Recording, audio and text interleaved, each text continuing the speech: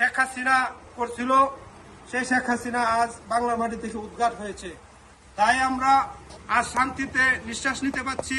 বাংলাদেশে একটা নতুন সূর্যের সৃষ্টি হয়েছে। সেই সূর্যের হাসির সাথে সাথে বাঙালি মানুষ সহ আমরা প্রবাসীরাও আজ হাসছি। তো আমরা এখানে যারা আছি সবাই বিএনপি পন্থী। তাই আমরা আজ এই বাংলাদেশের স্বৈরাচারী শাসনের পাশাপাশি আপনারা মনে রাখবেন যে বাংলাদেশে এই রকম খালেদা জিয়াও কিন্তু তার ক্ষমতা ছেড়ে দিয়েছিল, কিন্তু তখন তাকে সাংবাদিকরা জিজ্ঞাসা করছিল আপনি কেন দেশ ছাড়েন নাই। তখন সে উত্তরে বলেছিল এটা আমার দেশ, বাইরে আর কোনো আমার ঠিকানা নাই। কিন্তু এই আওয়ামী লীগের স্বৈরাচারী শেখ হাসিনা কি করেছে, আপনাদেরকে রেখে সে পিছনে দরজা দিয়ে পালিয়ে গেছে। কিন্তু আমাদের নেত্রী খালেদা জিয়া উনি এই দেশের মাটিতে রয়ে গেছেন। সে কোনো সময় এই দেশ ত্যাগ করে নাই। আজকে এই দুর্দিনেও সে গৃহবন্দী হয়ে রয়েছে, কিন্তু দেশ ত্যাগ সে করে নাই, কারণ এই দেশকে সে ভালোবাসে। আর সেই খালেদা জিয়ার সৈনিক আমরাও দেশকে ভালোবাসি। এবং আমরা ছাত্র জনতাকে কথা দিয়েছিলাম তোমরা দেশ ঠিক করো, আমরা বাংলাদেশের অর্থনীতি ঠিক করব। তো ইনশাআল্লাহ এখন আপনারা দেখতে পাচ্ছেন 2 দিনে কালকে প্রায় 20,000 কোটি টাকা রেমিটেন্স এই প্রবাস থেকে গেছে, আজকে 25,000 কোটি টাকা গেছে। সকল দ্রব্যমূল্যের নিয়ন্ত্রণে চলে আসছে। তো ডক্টর ইউনূসের দ্বারা এই বাংলাদেশের স্বৈরশাসন আরো এখনো আমরা মাঝে মাঝে দেখছি কিছু দুষ্কারী এই বাংলাদেশের এই আন্দোলন যে সফল হয়েছে সেটাকে নস্কাত করার জন্য অনেক ধরনের কার্যকলাপ চালাচ্ছে।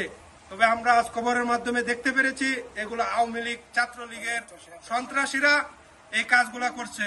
এবং আজ প্রায় দেখলাম 300 লোকের উপরে সেনাবাহিনীর কাছে আটক, সবাই ছাত্রলীগ যুবলীগের কর্মী।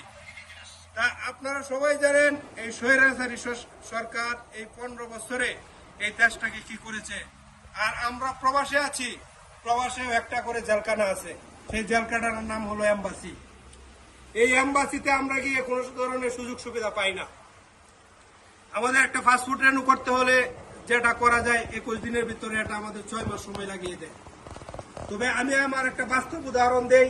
আমার এক প্রবাসী, আমার এক ভাই, আমার এক বন্ধু, আমার একসাথে কাজ করতাম, সে এখানে রোড অ্যাক্সিডেন্টে মারা গিয়েছিল এবং কোম্পানি থেকে সম্পূর্ণ তাকে দেশে পাঠানোর দায়িত্ব আমার কাছে ছিল।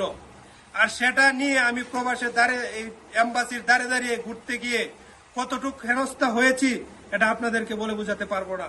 তাই অতি বিলম্বে এই এম্বাসিগুলাকে সঠিকভাবে পরিচালনা করার জন্য বাংলাদেশ থেকে যারা সঠিক, আপনারা যেভাবে তত্ত্বাবধায়ক সরকার গঠন করেছেন নিরপেক্ষ মানুষ দিয়ে, এইগুলাও যে এম্বাসিতে যারা এখন কর্মরত আছে সব আওয়ামী লীগের দালাল, আওয়ামী লীগের নেতা কর্মীর স্ত্রী, তাদের ভাই, তাদের বন্ধু বা 10 লাখ 15 লাখ টাকা ঘুষ দিয়ে চাকরিতে এসে তারা আজ এই এম্বাসিটাকে দখল করে রেখেছে।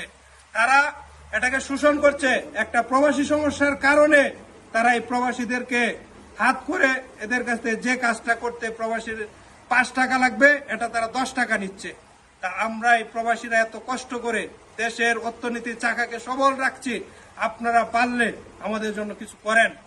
এই আন্দোলন শুধু ছাত্ররাই করে নাই, আমরাও করেছি। আমাদের দ্বারা কি হয়েছে, আমরা দেশকে অচলের দিকে নিয়ে যাচ্ছিলাম।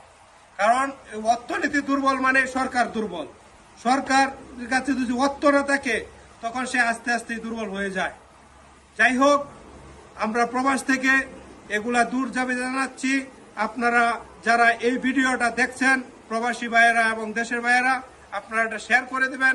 আমরা এখানে খুব অল্প মানুষ, ক্ষুদ্র মানুষ, আমাদের কথাগুলো যাতে মানুষের কাছে পৌঁছায় সেই জন্য আপনারা এই ভিডিওটা বেশি বেশি শেয়ার করে দিবেন। সবাইকে ধন্যবাদ। জর্ডানি প্রবাসী সবাইকে ধন্যবাদ। এখানে যারা উপস্থিত আছেন সবাইকে ধন্যবাদ। এক হও, এক হও। এক হও, এক হও। তারেক জিয়ার শহীদ।